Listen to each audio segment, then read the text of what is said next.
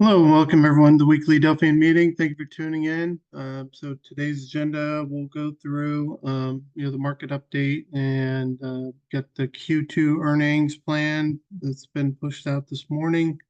Go through Q1 results, and that should be it. Joe is on vacation. He'll be back next week, so just me. All right. Okay, market overall, you can see SPX, NDX doing well in state ones. Russell's still in two. And then, if we look down at the sectors, we got, I think the only new one is XLE went to four, but, oil's been kind of uh, coming back lately. So I think it's above 80 now. Anyway, so all the rest are still kind of ones here, few twos. Pie wise, we had we've been going down. We're at 37 for the pie overall, so not quite oversold. 30% is kind of our level, but we did have across state ones are now lower than eights. So, um, but S&P keeps grinding higher, right? Okay, so let's look at pulse here. So you can see we did get that cross here. Um, so that was on 17th, 14th, got the cross from 1's 8. So doesn't happen much, but we did get it back here. And that was kind of near the bottom, but we'll see if we get similar kind of action. We're not getting any real highs or lows. It's kind of, I mean, it's not like dead, but just kind of chopping back and forth here between the two. So no real clear indication yet which way we're going to break out of here. I will say, if we look at obviously when we get these kind of moderate pullbacks, we get the twos. Obviously S&P's has been going higher, and I got some charts explaining that. But so if we look for a real pullback, we'd start getting fours. So the twos have kind of topped out, at least temporarily, but the fours aren't really doing anything. So, um, so that could be an indication. Sevens are flipping to eights, but yeah, that's pretty much right here.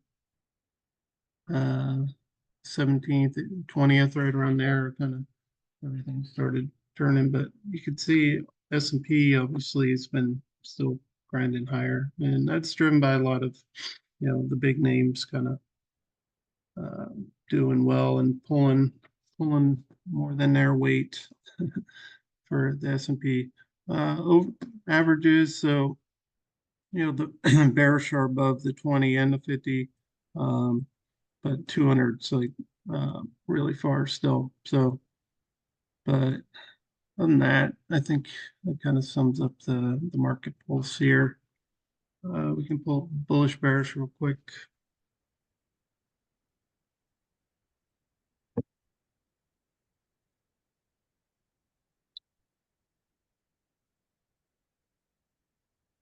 So we've had, strong move right here. Like I said on the other chart, the 20th, pretty much the bearish. But you can see that S&P still going higher, even though. So what's it telling us? We're not getting, uh, there's not a lot of breadth as far as, stocks moving properly. Let me pull up this two charts before we get into it. So this is equal weighted S&P. So like this is since end of February, pretty much flat for equal weight. And then the regular cap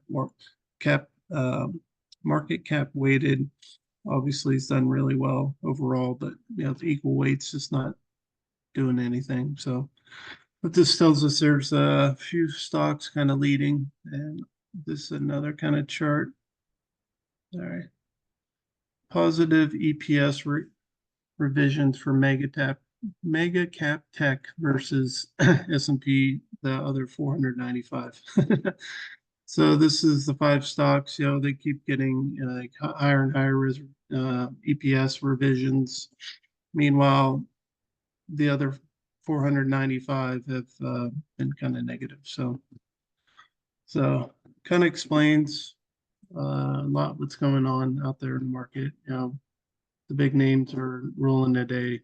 So I think most people have that understanding. So once we get down to 30-ish area, that's usually kind of good indicator. So here you got down 23 on the bullish. So usually usually that's our oversold kind of indicator. So all right, let's go into S&P SPX. So obviously right there on the critical level, right? So nice average move.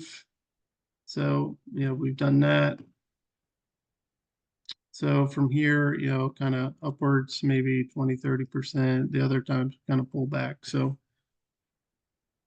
that's what typically happens. But the key thing in the watch is getting above this target 3 level and turning that into support.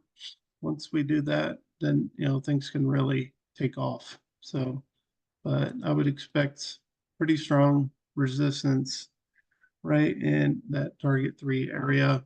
And the last close was 487, so right above it. And you can see the day before it tested it and ended up below T3, and this one just above T3. So just keep an eye on that level, closing above that, and see if we can start, turning that into support. Then we can expect a run after that.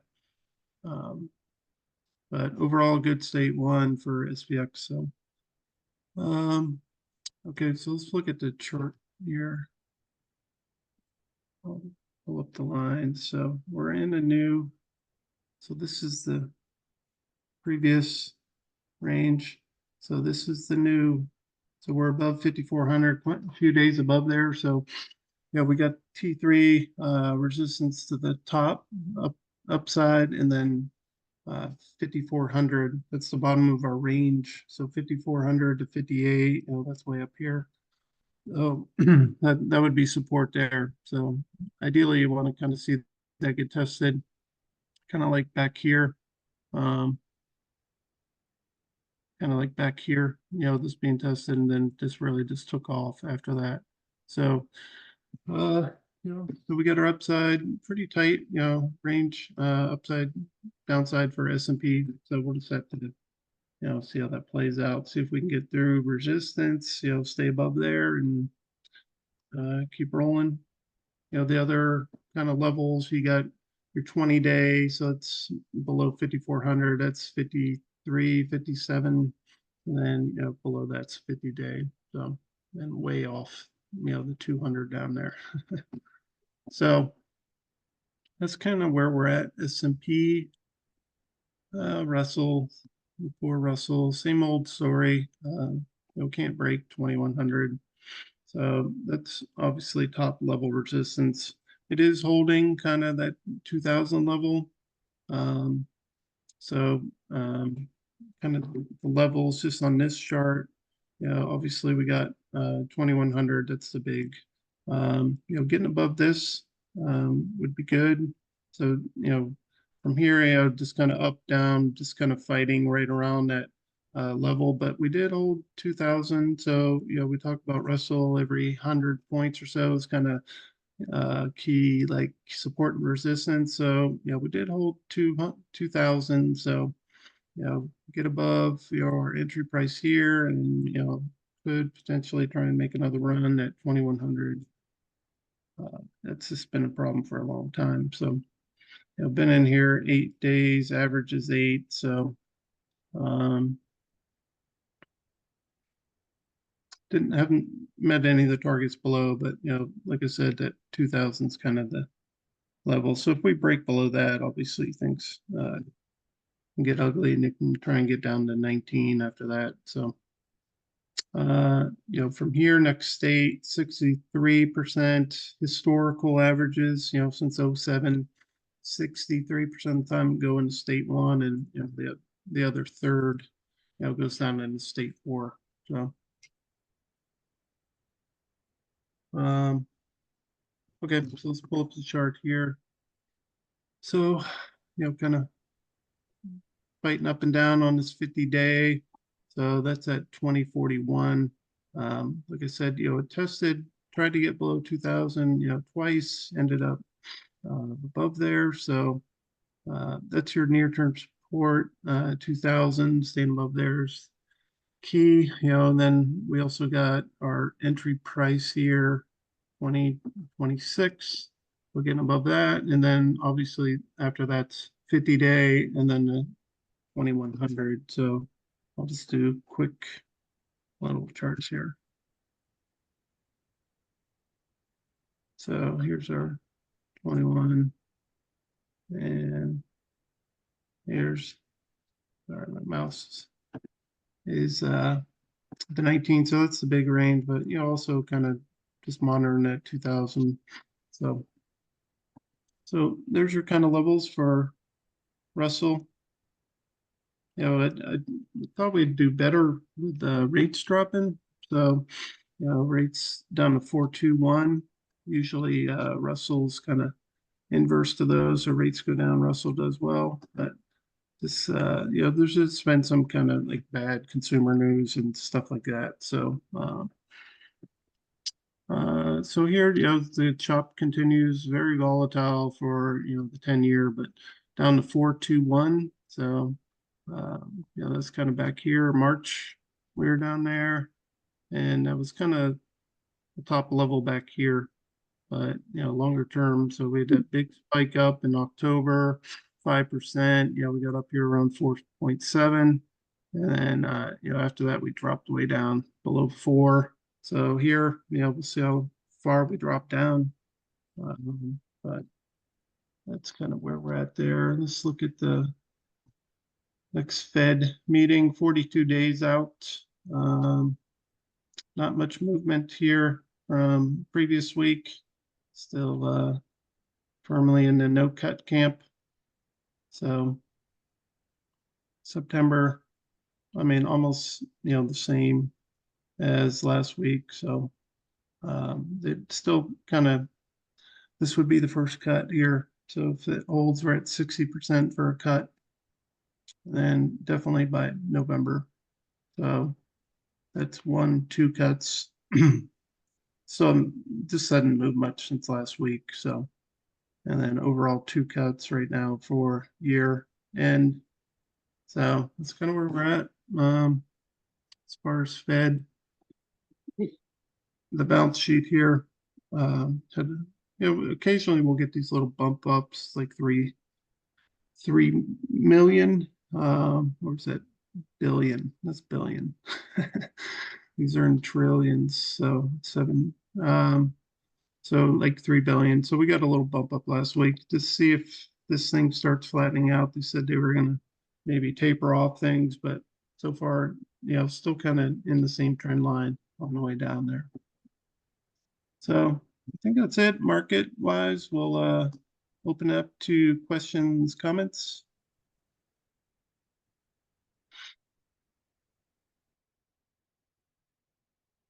It's a very bifurcated market. Yes, good word. It's like just a few stocks, like you were pointing out there. Yeah, they're kind of taking turns making runs. Like Apple had that huge run, Nvidia, then Apple. They're just kind of taking turns, right? Yeah, I don't recall a market what was going up like this, and the green pie on every index is going down. If you go to the market pulse, Mhm. can do essentially a green pie by index. So in other words, on the all symbol list, Yeah. drop it down to just the Dow. That, and if you do that, I've started doing that across all 4 indices. Mm-hmm. See how the green line is going down? Yeah. Well, that's essentially the green pie of the Dow itself. Right. using that drop down, you can do all four major indices that way. Mhm. Yeah. They're all weak in terms of the number of bullish uh, stocks. Hmm. The Russell looks the worst to me. The what? The Also, what? Russell looks the worst to me. Yeah.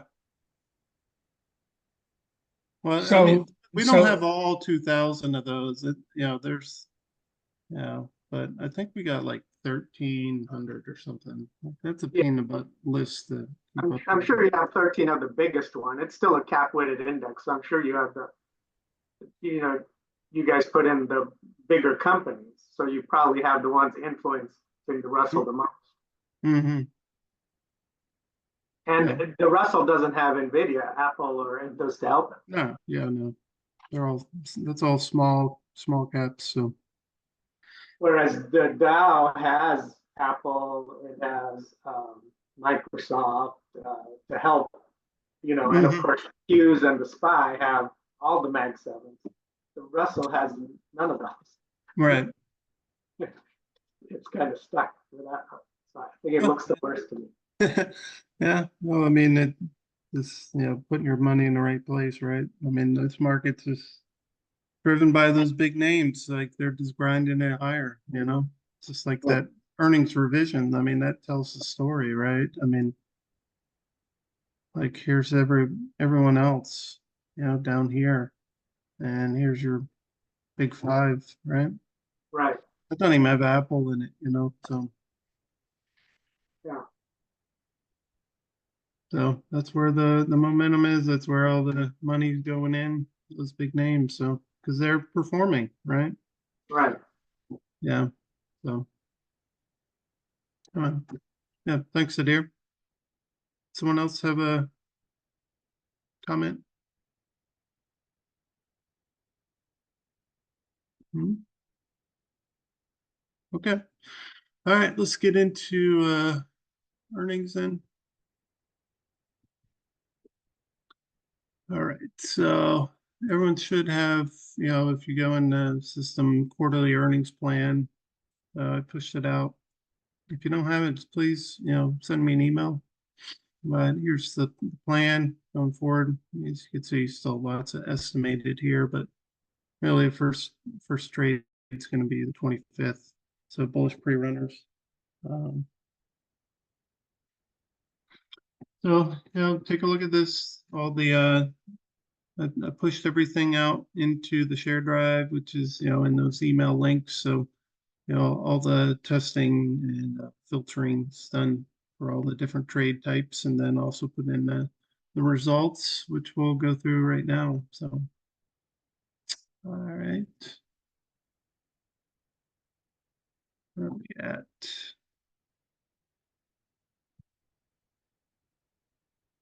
Okay, so down here we have like Q4, which was a really good quarter overall. So you can see for this quarter, Q1, our biggest problem was bullish pre-runners. It's normally one of our strongest, but so we had 11, I mean, we had a 36% win rate. It was bad overall. So six non-confirmed.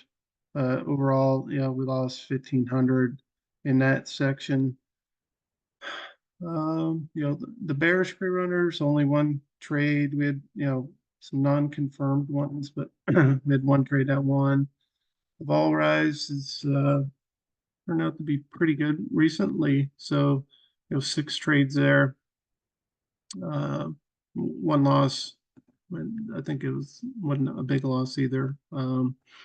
So, that one did well, 83% win rate. Our non-movers usually, we go through, that's one of our strongest. So just like an off quarter, if we look at the previous Q1, uh, this one, we're down money, but similar type thing. The movers didn't do that well. The bullish pre runners were the worst. So, it's kind of warning you guys Q1. So not been great. This one's, we got 3 open trades, so we'll squeak out in the black. But overall, this Q1s just haven't been good the last 2 or 3 years.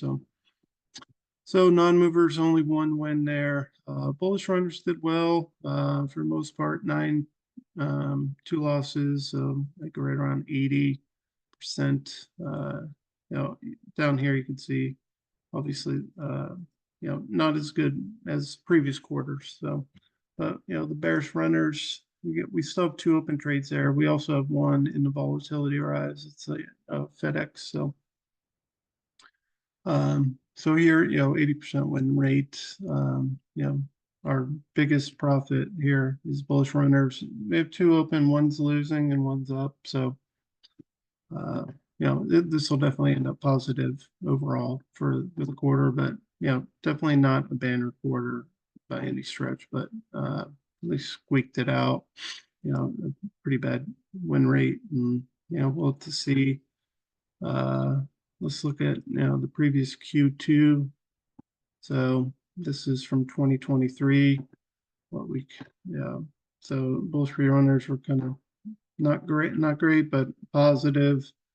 Non-movers 5-0. That was the big one. Bearish runner. So this was a good one. Previous Q2. Let's see. I think we can just keep on. All right, get out of the way. Q2 here. Same thing, nice win rates, only 1 down.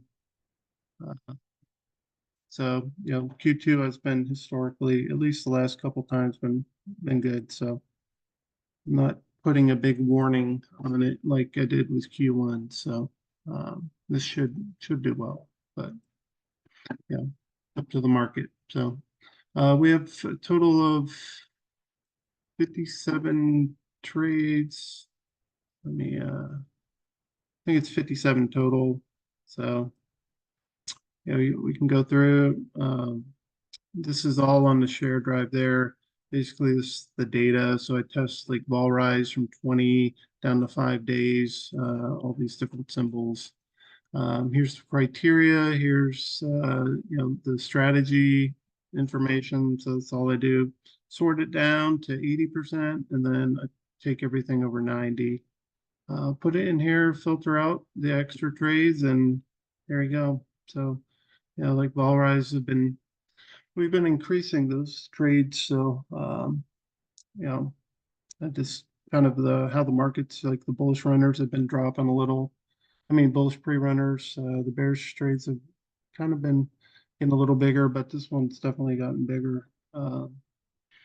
So we got 11 total trades for here, and did well last quarter. So, but 57 overall, and that's kind of where we're at. So I'll open up to questions, comments on the earnings overall. Hey, Josh, Mm-hmm. I didn't see NVIDIA specifically, and I haven't read through the list. Is that making it on As far our as list? it's in earning trades? yeah, it's definitely in the system.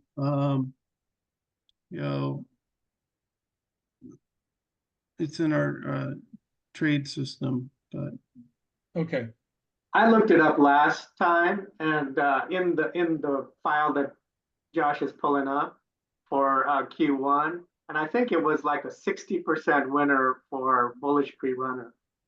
And I do look up, stocks that aren't actually in the alerts when big stocks like NVIDIA are coming up to see what the analysis showed. yeah. So I mean, this one's kind of close here. You got 20 days and 18, so it's an 80% win rate. So it's not bad, right? But Right. we just we have to limit, based off criteria. Right. So obviously, you can do your own testing, you can change it. It's not difficult to do that. Maybe change the parameters and you get over 90. So Like I was looking at Google too. So like it's back with some over 90, but you can see the profit here. There's like one bad trade back when the price was high, so it just kind of ruins it. So maybe in 2 quarters, if it keeps performing, it'll be back in the trades. So, but there, it's still win rate 90, but it just had that one big loss when the price was like $1,000 or something. So Right. that just kind of ruined it. But I'm sure it's still a good trade overall. All right, thank you. Certainly. I say thank you. Yeah. Okay. Anyone else? Questions, comments? All right. Well, no Joe today, so no Joe's analysis. So, if there's nothing else, we'll wrap it up and do it again next week. Thank you all. Thank you. Thanks, Josh. Yep. Thanks, Josh. All right.